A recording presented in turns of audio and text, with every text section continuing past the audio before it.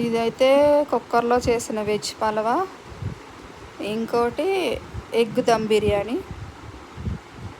వాళ్ళకి సాఫ్ట్గా అన్నారు కాబట్టి నేను కుక్కర్లో సాఫ్ట్గా వండాను. అయితే ఇదొకటి రైసు ఎంత ఎక్కువ నానితే అంత సాఫ్ట్ వస్తుంది రైసు. ఈ మంచి క్వాలిటీ బియ్యం అనమాట. నేను ఊరి నుంచి తెప్పించుకున్నాను, మొన్న వీడియో పెట్టాను చూసారా.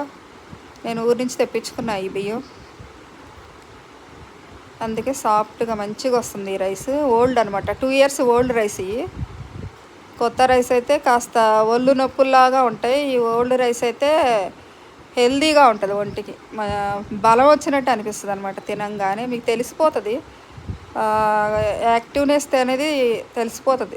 తిన్న ఒక 1 hour 2 hours తర్వాత బాడీకి తెలిసిపోతుంది అనమాట. అలా మంచి బలం వస్తుంది ఇది 2 years రైస్ అయితే. కొత్త రైస్ అయితే ఏముంది, తిన్నట్టు ఉండదు, ఒళ్ళు నొప్పులు చేస్తాయి. అందుకు నేను మంచి రైస్ తెప్పించుకున్నా. కిలో వచ్చేసి 250 పడుతుంది ఈ రైసు.